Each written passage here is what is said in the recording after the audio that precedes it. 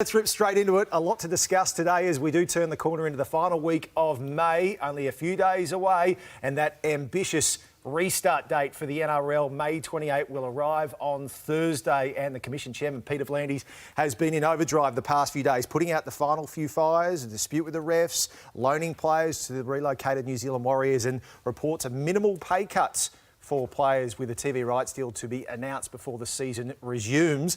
Peter Fitzsimons, Project Apollo, looks like it's going to be a success. And interesting to read Peter V'landys saying that his one, I guess, thing that he regrets out of the whole thing is actually shutting down the competition in the first place. Absurd. But I mean, when you say Peter V'landys is in overdrive, is he ever not in overdrive? I mean, does he have any gears on the stick shift? I think it's just all flicks the switch and he's in overdrive. But the idea that they could have, that they were wrong to shut it down, absolutely absurd. I mean, at the time, it was stunning that they were able to keep it going for 2 weeks. If they'd gone for 3 weeks, there would have been an uprising. They had to stop.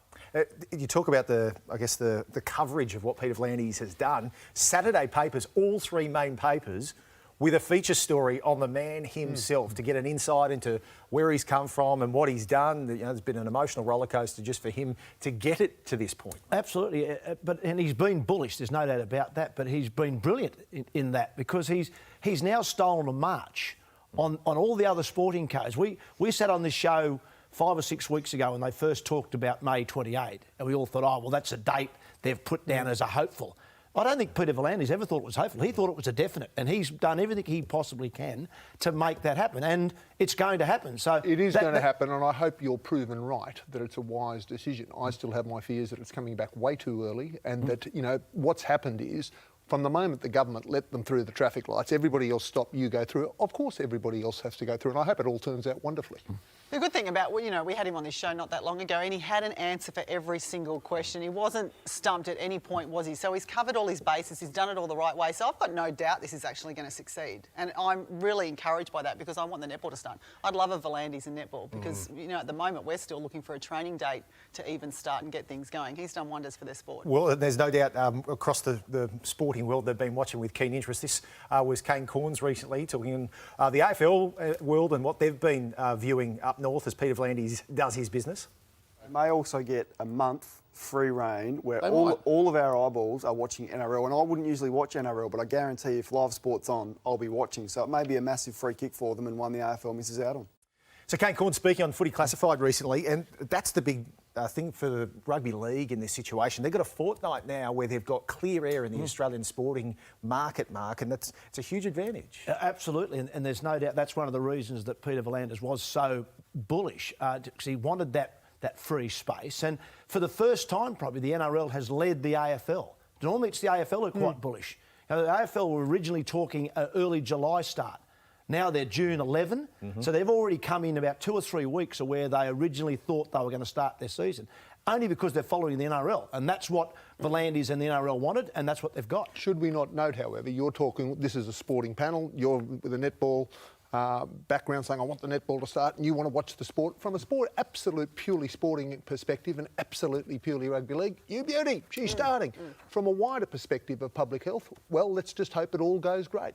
But that's where we are in general, aren't we really? Well, you've still got a Queensland medical officer. Every morning to our premiers and we're all, no one has the magic ball to say everything will be all right for them. Are we waiting for 0 cases across the country? We're waiting for someone to everyone's just got to do their job to the best of their ability and take medical advice, and that's exactly what V'landys and all the sports have been doing. Is it not a surprise to you that you've got the Queensland medical officer for a start saying, we ain't open up the borders, we don't care what you say, this is a serious matter of public health, and yet at the same time that's happening, south of the Tweed, all systems go, blow the whistle. Yeah, but the National Medical Office is not saying that.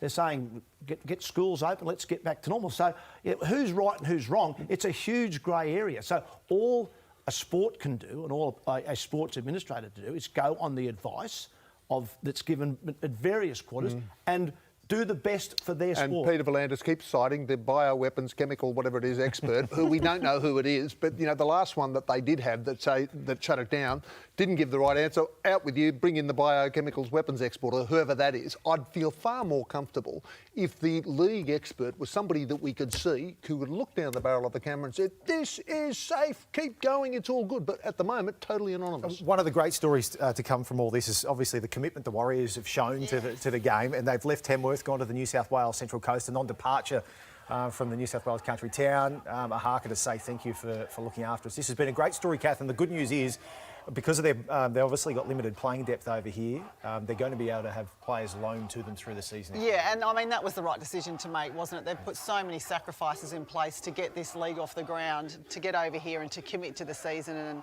And, you know, they've been on the back foot from day one with the amount of time they've had to be over here and preparing and away from families and everything else. So fantastic they've been awarded those extra players. I just say, I must have seen the Harker about 2,000 times. And I had the honour to see it in person quite a few times. It is just mesmerising. It still is. It never gets old. There is something about the Harker. Peter, I did notice it with all the debate going on in the NRL about referees, and it's gone from 2 to 1 at Peter V'landys' request, and he's got his way, and there won't be anything to stop them now. They've ticked it all off. You went into bat for the refs this week, which is not like me, given I've twice been set off by the referees.